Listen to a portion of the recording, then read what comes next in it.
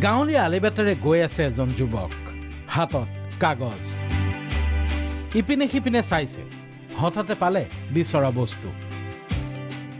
গছৰ পাত হয় গছৰ পাত বিচাৰিছে যুৱকজনে তেওঁৰ নাম ৰূপজ্যোতি ৰাভা কামৰূপ পলাশবাৰীৰ ৰূপজ্যোতি ৰাভা গছৰ পাতত এনেদৰে শিল্পকৰ্ম ফুটাই তোলে এইজন যুৱকে চকী মেজৰো প্ৰয়োজন নাই গছৰ তলত শিপাত বহিয়েই পাতত ফুটাই তোলে অনবদ্য শিল্প পৰিণতি এয়া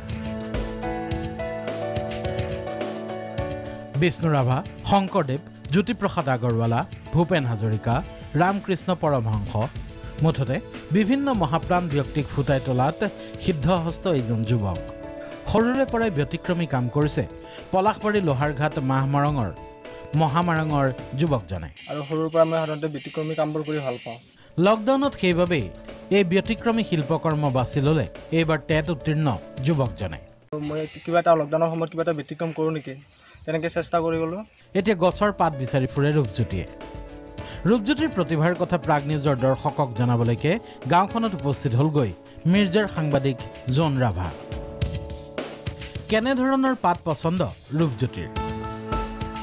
যিকোনো পাততে পাৰি কিন্তু আহত গছৰ পাতত বহুত সুবিধা হয় আৰু